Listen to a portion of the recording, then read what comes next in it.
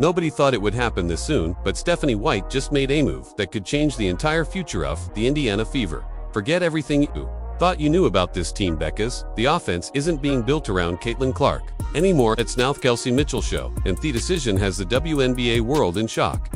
Stephanie White didn't come back to the Indiana Fever to keep things safe. She came to flip the script entirely. Since her return as head coach late in 2024, she's been on a mission to rip out the old playbook, re-engineered the team's identity, and turn a struggling franchise into a contender. White isn't just tweaking lineups or making cosmetic changes, been tearing down the entire framework of how the Fever operate and then rebuilding it from the ground up. When she took the reins, she made it clear this team wasn't going to be defined by one player, no matter how big their name was. That's in a league where star power sells tickets and drives headlines, but White's approach has been relentless. Every decision has been about crafting a system that works, not one that just feeds a single superstar. Her first order of business was reshaping Tharister into something far more dangerous than the Fever had in years. She didn't settle for a slow, multi-season rebuild. Instead, she went out and brought in proven battle-tested veterans, players like Dana Bonner, Natasha Howard, and Sophie Cunningham. Each of them brought toughness, playoff experience, and a mindset built for winning. Now these were the kinds of acquisitions that signaled to the league that the Fever weren't just hoping for a turnaround, they were demanding it. And in the middle of all these changes, one dynamic quickly emerged.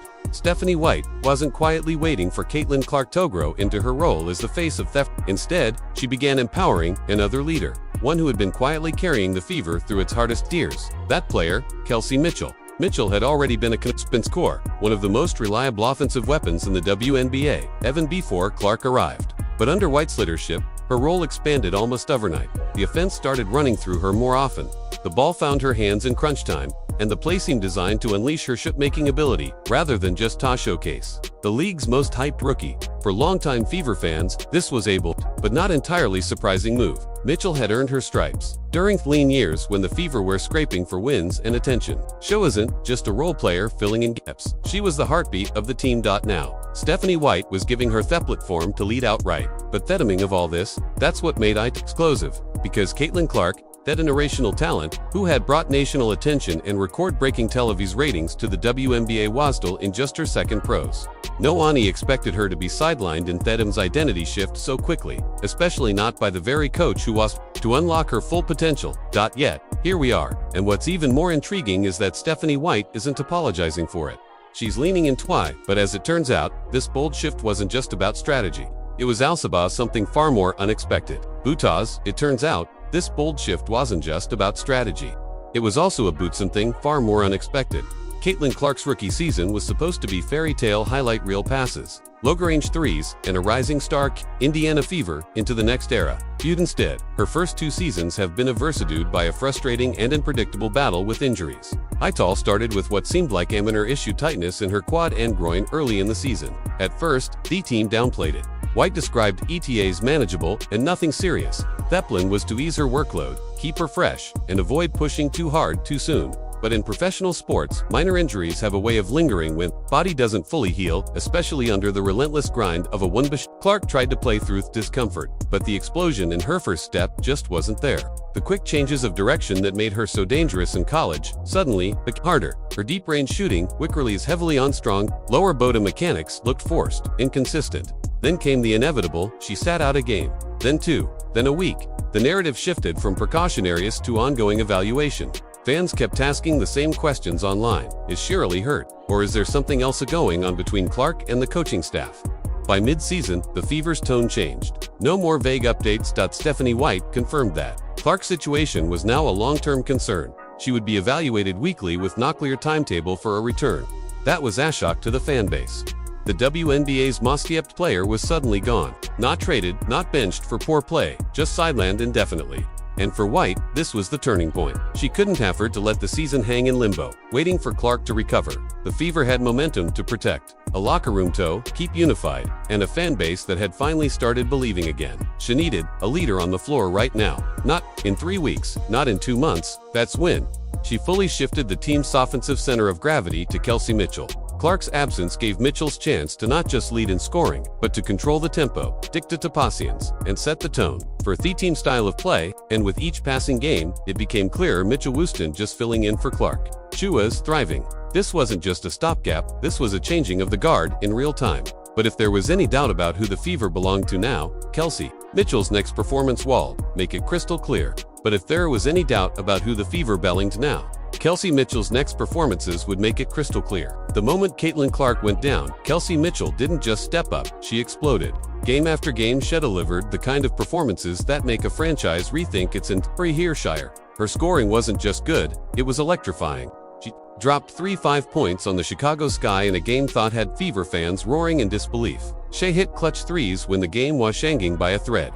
She attacked Theorem with fearlessness, drawing fouls, making defenders look helpless. Mitchell didn't just take Clark's spot on the court. She took over the team's personality. The Fever began to play with her swagger. They moved faster in transition, pushed the pace, and trusted her instincts in crunch time. Where Clark's style was calculated and precise, Mitchell's game was explosive and unpredictable, and the fans, they couldn't get enough. Social media lit up after every game. Clips of Mitchell's step-back jumpers and cold-blooded threes were trending with captions like this: "Is Kelsey's team now, and Mitchell for MVP?"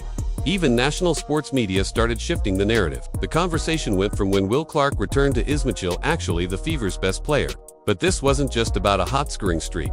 Mitchell's leadership was starting to transform the locker room. She became the voice in huddles. The one who slapped teammates on the back after a big defensive stop. The one who barked instructions when the game get tense for years. She had been a quiet star, playing for a team with no national spotlight. Now, with Clark sidelined, Mitchell was finally the headline act, and she was making the most of every second. Stephanie White noticed it too. Her play calls leaned heavily toward Mitchell in the closing minutes. The sets were designed to get Mitchell the ball in her sweet spots, top of the key, elbow, or coming off a staggered screen. This wasn't an accident. White was building the offense around her, piece by piece. But no Tavarian was thrilled about that. In fact, what happened next was ignition of the most heated fan debates in WNBA history. It started small. A few grumbles on Fever fan forums, a couple of comments under highlight reels asking, "So, what happens to Caitlin?" But within days, it exploded across social media. On Twitter, Instagram, TikTok, everywhere the unbaked conversation lived. The discourse was fierce and unrelenting. On one side, there were the Caitlin loyalists, diehard fans who had followed her. Cincioa, who believed she wasn't just the future of the Fever, but the savior after leaked to them. Sidelining Clark-asked team's focal point felt like sacrilege. They accused Stephanie White of mismanaging the most hyped rookie in women's basketball history, even suggesting there might be a hidden agenda at play. Some claimed Clark's injury wasn't being handled properly. Others speculated without evidence. There was a personal rift between her and the coaching staff. On the other side were the Mitchell defenders, fans who had been there through the dark of the Fever rebuild, who had watched Kelsey carry the team night after night while the national media barely noticed. To them, Mitchell's rise wasn't just deserved. It was overdue. They saw Stephanie White's decision not as a betrayal of Clark, but as a long-awaited recognition of Mitchell's greatness. The arguments got ugly fast. On Fever Reddit threads, fans went back and forth for hundreds of comments, dissecting every press conference, every game clip, every facial expression between Clark and her teammates. Sports talk shows picked up the story, and suddenly the Indiana Fever weren't just a basketball team. They were a soap opera, and this wasn't just a fan-driven drama. It started bleeding into the locker room. Players tried to downplay it in interviews, saying the team was unmuted and focused on winning, but the media could sense the tension. A sideline camera even caught a moment during a timeout where Clark appeared staring down at the floor while Mitchell and White huddled with rest. Of the team, Stephanie White didn't back down. In fact, she doubled down. In one post-game interview, she was asked directly if Clark would bearing its ad as the offensive centerpiece. She returned. Her answer was blunt: "We're going to keep doing what's working right." Now that's Kelsey. That liner ricocheted through the WNBA world like a cannon shot. For Mitchell supporters, it was a badge of honor. For Clark steers, it was proof she was being iced out. But here's the twist. Stephanie White's decision wasn't just a random coaching gamble. It was rooted in a philosophy she had been quietly crafting for years. And once you understand that philosophy, you'll see why this move might actually define her legacy as a coach. And once you understand that philosophy, you'll see why this move might actually define her legacy as a coach. Stephanie White has never been the kind of coach to bow to public pressure. Her career has been built on defying expectations and making the hard choices that other coaches avoid. From her early coaching days at Vanderbilt to her stint in the WNBA with the Fever and later the Connecticut Sun, she's developed a reputation for one thing: building teams that can win in the postseason, and she knows something casual fans often forget. Star power can bring in ratings, but championships are won by chemistry, balance, and adaptability. In her mind, catering too heavily to one player, no matter how talented, is a gamble that rarely pays off long-term. She's seen it happen. Teams that orbit around a single superstar often become predictable. Defenses adapt. The offense stagnates, and the rest of the roster becomes passive. That's why White's return to Fever wasn't just about saving the franchise, it was about creating a culture where anyone could be the hero any given night. And if that meant League's Golden Girl in the process, so be it. To understand why she's backing Kelsey Mitchell now, you have to look at how White views leadership. She believes leaders aren't appointed by media hype or marketing. They emerge in the heat of competition. They're the ones whose presence elevates the entire team while play with a mix of grit and fearlessness that inspires everyone around them. And right now, in her eyes, that leader is Kelsey Mitchell. White has also been playing the long game. She knows Clark is still developing, still adjusting toe speed, size, and physicality of the pro game. She doesn't want to burn her out by putting the entire weight of the franchise on her shoulders too soon. Instead, she's letting her grow in a system where she doesn't have to be the savior every night. By empowering Mitchell, White is buying Clark the time and space to evolve without the crushing pressure that often breaks young stars. There's another layer to this. 2. White's coaching tree and mentors have all taught her the same core truth. Your system should outlast any one player. By making Mitchell the focal point, now she's proving to her roster and to the rest of the league that the Fever can win, with or without Clark at full strength. That's not just strategy, that's insurance. And so far, their results speak for themselves. The Fever's ball movement has improved. Their offense is less predictable. Opposing defenses can't just key in a known scorer, and Mitchell's confidence, it's sky high. But while White's plan might be working on the court, it's also building up massive pressure off the court. The closer Caitlin Clark gets to returning, the more the spotlight will borne on White's decision. Because when Clark finally steps back onto that floor, the entire WNBA will be watching to see, will this still be Kelsey Mitchell's team, or will the balance offer a shift again? Because when Clark finally steps back onto that floor, the entire WNBA will be watching to see, will this still be Kelsey Mitchell's team, or will the balance of power shift again? Caitlin Clark's return is shaping up to one of the most anticipated moments in recent WNBA history. Weeks of speculation have only intensified the drama. Every time Fever practice footage leaks, fans slow it down frame by frame, trying to gauge if she's moving at full speed again. Every media update, no matter how vague, sends social media into frenzy. But this isn't just about her being healthy enough to play. This is about the power dynamic inside the Fever locker room. Before her injury, Clark was marketed as the centerpiece of the franchise. The rookie phenom Mento carried Indiana into a new era. Now, she's stepping back into a system that's been redesigned without her, led by a veteran who's playing the best basketball of her career. And make no mistake, Mitchell isn't going to step aside quietly. She's earned this moment. Her numbers, her leadership, and her ability to close games have made her not just a star, but the star of the Fever. If White keeps running the Mitchell, Clark will have to adjust to being the secondary option, something she hasn't experienced since high school. The media is already framing it as a brewing rivalry, even if Bath players publicly insist there's no issue. But anyone who's followed sports long enough knows that situations like this rarely stay clean. There's always risk of subtle tension, missed passes, frustrated glances, or differences in play style that can disrupt the flow of the game. And when the cameras are on, those little moments boom magnified.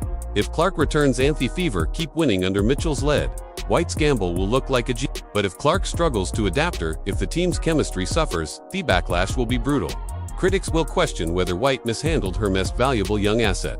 Fans will take sides more aggressively.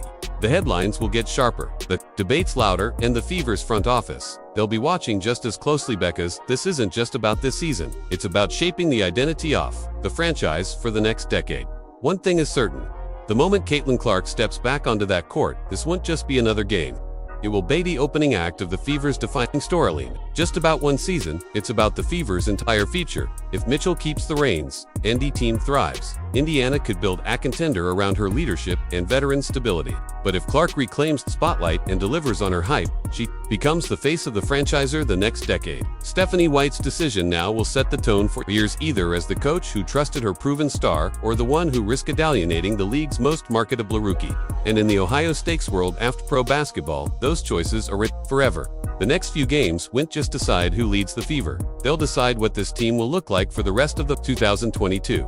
The Indiana Fever are standing on one path, Kelsey Mitchell, the battle-hosted veteran, was finally getting her moment in the Sunday. On the other, Caitlin Clark, the generational rookie, whose star power could define women's basketball for a decade. And at the center of it all, Stephanie White, the coach willing to gamble her reputation on the belief that this team's future doesn't have to revolve around one player. The question isn't just who's better, it's whose team will this be. One thing's certain when a story looks back on this era of Thiefever. This power shift will be themament everything changed. And whether you're Team Kelsey or Team Caitlyn, the drama is only just getting started.